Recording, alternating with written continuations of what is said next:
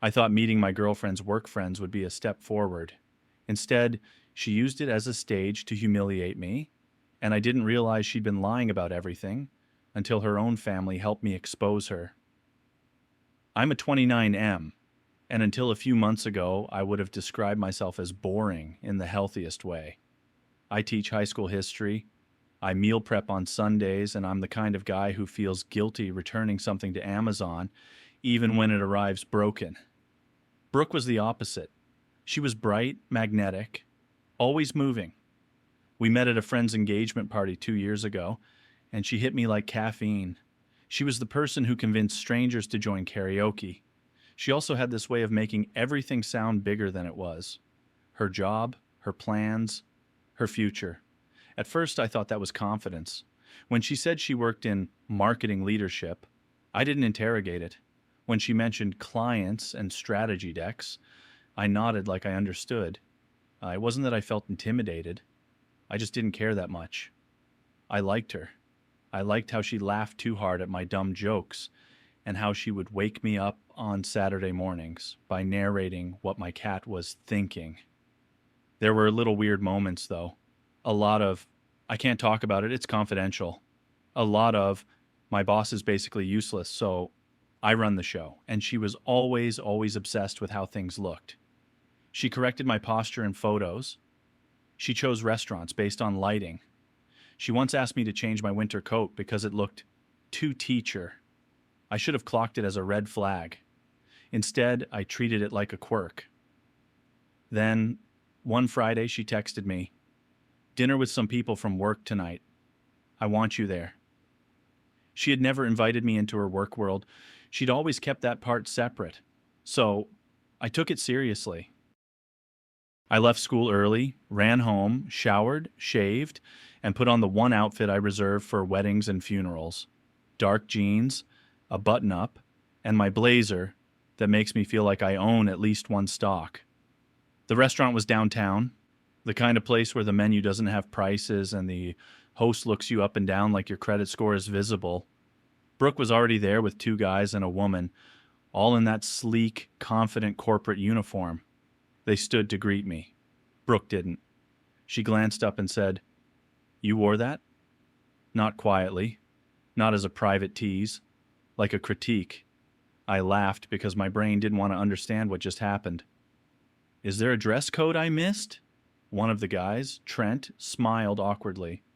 The woman, Sasha, looked down at her drink like she'd suddenly become fascinated by condensation. Brooke shrugged. "It's fine. Sit." That was the first minute. The next hour felt like a slow-motion car accident where you have enough time to register every horrible detail, but not enough time to stop it. They talked about campaigns and KPIs and internal drama I couldn't follow. That was normal, and I didn't mind. What wasn't normal was Brooks running commentary every time I tried to contribute. If I asked a question, she'd answer like I was 12. If I made a small joke, she'd stare at me like I'd coughed on the food. At one point, Trent asked what I did. I said, "I teach history." Brooke laughed, sharp, small. "He says that like it's impressive. He basically babysits teenagers." I felt my face go hot. I forced a smile and said, "It's a little more complicated than babysitting." She tilted her head. "Is it?" Sasha made a noise that could have been a cough or an attempt to escape her body. I tried to salvage the evening. I told myself Brooke was nervous, showing off, being weird around coworkers, like people act different in different environments, right? Then Trent asked how we met. I started telling the story, how we'd met at that engagement party, how she'd asked me about my cat like she genuinely cared, how she'd written her number on a napkin because her phone was dead, and how I'd kept that napkin in my wallet for an embarrassingly long time, like I was starring in a romantic comedy. Brooke cut me off mid-sentence. "Let's be honest," she said, smiling at her coworkers. "I gave him a chance because he was sweet and available." She let the word available hang there, and her friends laughed like it was clever. Something in my chest sank. Not dramatically. Not like a movie, more like a quiet, internal, oh, like my body finally understood it was unsafe. I excused myself to the bathroom and just stood there in a stall, staring at the door like it might open into a different life. My phone buzzed. A notification. Brooke had posted an Instagram story. A boomerang of the table, everyone clinking glasses, captioned, "Work night." No mention of me, like I was furniture. I didn't cry. I didn't even feel sad yet. I felt thin, like my skin didn't fit right. When I came back, Brooke looked at my plate and said, "You're ordering pasta here?" "I like pasta." She smirked. "Sure. It's a bold choice for someone who complains about his teacher metabolism." I have never said the phrase teacher metabolism in my life. Trent stared at his menu like it had suddenly become a legal document. The bill arrived and Brooke grabbed it immediately. For a split second, I felt relief. At least she wasn't going to make this worse. She glanced at the total and slid it across the table to me. I thought she was showing me the number. Then she leaned in, still smiling, and said, "I don't think this is working anymore." I blinked. "What?" She said it like she was discussing a subscription she didn't want to renew. "I'm just not attracted to you." And honestly, you're kind of embarrassing.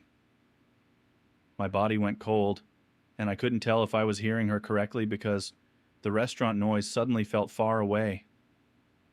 I whispered, "Brooke, are you breaking up with me right now?" She nodded once like it was settled. Then she stood, picked up her purse, and said loud enough for the table, and probably the next one, "You should be grateful I dated you as long as I did." She didn't even look back when she walked out. Her coworkers followed, and the worst part is that they didn't look smug. They looked uncomfortable, like they'd been dragged into a scene they didn't sign up for. Sasha mouthed something like, "I'm sorry," as she passed, but she still left. I sat there with a bill that looked like a car payment. The waiter came over with a gentle expression that somehow made it worse. "Whenever you're ready." My hands shook when I pulled out my card. $312.84. I tipped like a robot because I couldn't handle the idea of being that guy on top of everything else. I walked to my car in a fog, got in, and sat there with my forehead against the steering wheel until my phone rang. It was my friend Jordan. Brooke's friend, technically. The one who'd invited us to that engagement party in the first place. I answered, and all I managed was, "She dumped me." Jordan went quiet, then said, "Okay. I need you to tell me exactly what happened." When I finished, Jordan was furious in a controlled way. The kind of anger that makes you think they're about to start building a case file. "Listen," he said, "I didn't want to be the guy who interferes in someone's relationship, but Brooke's stories don't add up." "What do you mean?" He exhaled. "She's been telling people she got promoted, like big time, but my cousin works in her building. Not in her department, but close enough to know. Brooke is not a director, Alex." A tight, sick feeling formed in my stomach. "So, what is she?" "I don't know," Jordan admitted. "But she's been lying. Like, a lot." That night I didn't sleep. I did something I'm not proud of. I went full detective. Not in a creepy hacker phone way. More like, I reread texts. I looked at dates. I noticed patterns I'd ignored because loving someone makes you generous with your logic. Brooke had always been weird about money. She insisted on expensive places, then forgot her wallet. She'd say, "Just grab it, I'll Venmo you." And then she'd Venmo me days later. Sometimes not at all unless I reminded her. When we traveled, she'd post like she paid for everything. But I was the one booking hotels. And then it hit me. The night she dumped me, she wasn't just cruel. She was performing. She wanted an audience. For what? The next morning, I got a text from a number I didn't recognize. "Hey, this is Eli. I work with Brooke. I think you deserve to know the truth." My heart hammered so hard I could feel it in my throat. I stepped into my empty classroom during my planning period and called him. Eli sounded nervous but determined. "I'm not trying to ruin her," he said immediately. "But she's been telling people at work that you were holding her back, that you were jealous, that you were basically dead weight." I let out a laugh that wasn't funny. "She dumped me in public and stuck me with the bill. Eli paused. Yeah, that tracks. Then he said the line that changed everything. Brooke isn't who she says she is here. She's been on thin ice for months. Apparently, Brooke wasn't running the show. She wasn't leading campaigns. She wasn't the star. She was an assistant coordinator who had been caught taking credit for other people's work. Twice. She was on something like a performance improvement plan. One more incident, and she'd be gone. Eli didn't tell me this to gossip. He told me because, according to him, Brooke had started telling people she was going to destroy me socially because I was obsessed and won't let her go, which was wild considering I hadn't contacted her once since she walked out. Then the escalation came fast. That weekend, Brooke's mom called me. I almost didn't answer, but her parents had always been kind to me, warm, slightly oblivious, the type of people who call you Han and send you home with leftovers. Her mom said, "Hi, Alex. Are you still coming Saturday?" "Coming." "Where?" "Brooke's birthday dinner," she said brightly. She said, "You two have news to share." My stomach dropped. "What news?" A pause. "You know, the big news. She said you were going to tell everyone together." After I hung up, I just sat on my couch, staring at the wall. Brooke had dumped me publicly, lied to her coworkers about it, and now she was telling her family we were still together, and that we had big news. There were only a few kinds of big news people announce at a birthday dinner. I realized what she was doing. She was trying to control the narrative so completely that reality wouldn't matter. In her version, I wasn't a guy she humiliated and discarded. I was a prop in her storyline, and if I didn't show up, she'd spin that too. I called Jordan. Then I called Eli. Within an hour, we had a plan. Not a dramatic, screaming plan. A simple one. I would go to the birthday dinner because I wasn't going to let Brooke build a false story out of my silence. And Eli, who had apparently reached the end of his patience, would stop by during dinner to drop off documents Brooke needed to sign for work on Monday. He promised he wouldn't lie, but he also wouldn't volunteer more than necessary. He just wouldn't cover for her. Saturday came, and I nearly backed out 5 times. Not because I was scared of Brooke, but because I hated the idea of sitting at a table with her family while she smiled like everything was normal. But then I remembered the restaurant, the way she'd looked at me like I was small, and I drove there. Her parents' house was exactly as I remembered. Spotless, warm, the smell of roasted garlic in the air. Her dad hugged me like I belonged. Her mom squealed and said, "There he is." Brooke appeared in the hallway with a glass of wine, and the look on her face when she saw me was almost worth the anxiety. She hadn't expected me to actually come. She recovered quickly, plastering on a smile that didn't reach her eyes. She kissed my cheek, too lightly, and whispered, "We need to talk." I smiled back and said loud enough for the room, "We can talk after dinner. Your mom said you told everyone we had big news." Her smile twitched. At the table, her parents started immediately. Her aunt made a comment about, "Finally." Her cousin asked if I'd picked out a ring. Her dad winked like we were part of some private joke. Brooke gripped her fork so hard her knuckles went pale. Dinner started awkward and got worse. Her dad asked Brooke about her promotion. Brooke launched into a rehearsed speech about leadership and strategy, throwing out corporate terms like she was sprinkling glitter. Her mom beamed. I waited. Not in a smug way. More like I was watching someone walk toward the edge of a cliff while insisting they were on a safe hiking trail. Her aunt asked, "So, what's the big news?" Brooke laughed too loudly. "We'll get to it." Her dad turned to me. "Alex, we've been waiting. What is it?"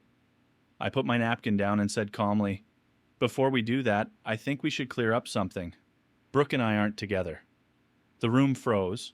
Brooke's face went white. "Alex!" I didn't raise my voice. I didn't insult her. I just said, "She broke up with me last Friday, in a restaurant, in front of her coworkers. After spending the night criticizing me, she left me with a $300 bill." Her mom's hand flew to her mouth. "Brooke, is that true?" Brooke snapped. "He's exaggerating." Then the doorbell rang. Her dad stood. I'll get it. He came back with Eli. Eli looked like he wanted to be anywhere else on Earth. Hi, he said, holding up a folder. Sorry to interrupt. Brooke, these need signatures. Brooke's eyes shot daggers at him. Now? Her dad, oblivious, smiled. Work stuff. Come sit. We're family. Eli sat. The chair beside me was empty, and he took it like we'd planned, which made Brooke's jaw tighten. Her aunt asked him, Oh, you work with Brooke? She's doing amazing things, isn't she? Eli paused, glanced at Brooke, then said carefully, We work in the same department. Brooke laughed again, brittle. Eli's just being modest. Her cousin leaned in. What's Brooke's title again? She told us, but I forget. Brooke answered fast. Senior marketing lead. Eli's face did something subtle, like a wince. Her dad looked pleased. Wow, lead. That's big. Her sister, who had been quiet the entire dinner, looked directly at Eli and said, Is that her title? The silence that followed felt physical. Eli cleared his throat. Her official title is Marketing Coordinator. Brooke stood so abruptly her chair scraped. Eli, what the hell? Her dad blinked. Wait, coordinator? But you told us... Brooke tried to speak over everyone at once. Titles are complicated. It's basically the same thing. They just don't... Her sister cut in, calm and deadly. No, it's not basically the same thing. Why are you lying? Brooke's mom looked like she'd been slapped. And Brooke. Brooke did what she always did when the story slipped out of her grip. She attacked. She turned on me first. You're doing this because you're obsessed with me. You can't stand that I'm successful. Her dad's voice went sharp. Brooke, stop. Then she turned on Eli. You're jealous. You've always been jealous. Eli didn't yell. He just opened the folder, pulled out a printed page, and said, These are the documents. The ones you're supposed to sign acknowledging the performance plan. HR asked me to get them to you because you haven't responded to emails. Brooke stared at the paper like it was radioactive. Her mom whispered, What is that? Brooke's eyes filled with tears instantly. Not gradual, not natural. Like a switch flipped. You're all ganging up on me. You have no idea what I've been dealing with. Her sister leaned back and said, We're finding out. I looked at Brooke's parents, two people who had treated me like family, and said, I'm not here to ruin her life. I'm here because she used me as a prop. She humiliated me and then told you we had big news so she could keep playing a role. Brooke's dad's face hardened in a way I'd never seen. Did you really leave him with the bill? Brooke opened her mouth and nothing came out. That was the answer. She grabbed her purse and stormed out of the room, crying loudly enough for the whole house to hear. A door slammed down the hallway. Her mom sat down slowly, like her legs had stopped working. Her dad looked at me and said quietly, Alex, I'm sorry. I should have felt triumphant. I didn't. I felt tired. Like someone had finally turned off a loud machine that had been running in my head for years. I stayed long enough to answer a few questions, because I respected them. I told them the truth, plainly. No exaggeration, no insults. I even showed her dad the receipt from the restaurant because he asked, voice shaking, if I was sure about the amount. Eli left shortly after, looking relieved and miserable at the same time. When I got home, I blocked Brooke everywhere. I thought that would be the end. It wasn't. Over the next week, Brooke started a smear campaign. She posted vague things about narcissists and men who can't handle strong women.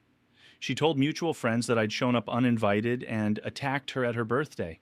She even emailed my school, my actual workplace, claiming I was harassing her and that she was concerned for student safety.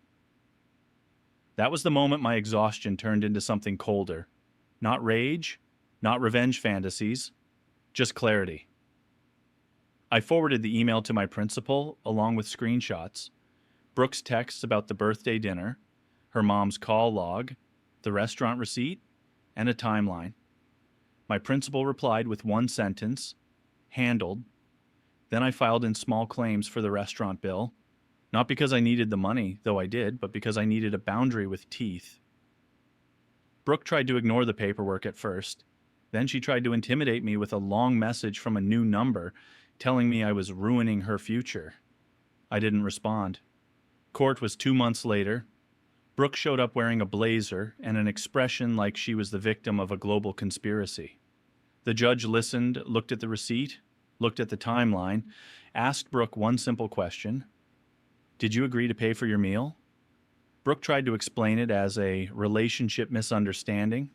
The judge nodded, then ruled she owed me the cost of her portion and half the tip, plus filing fees. It wasn't a fortune. It was something better. It was official reality.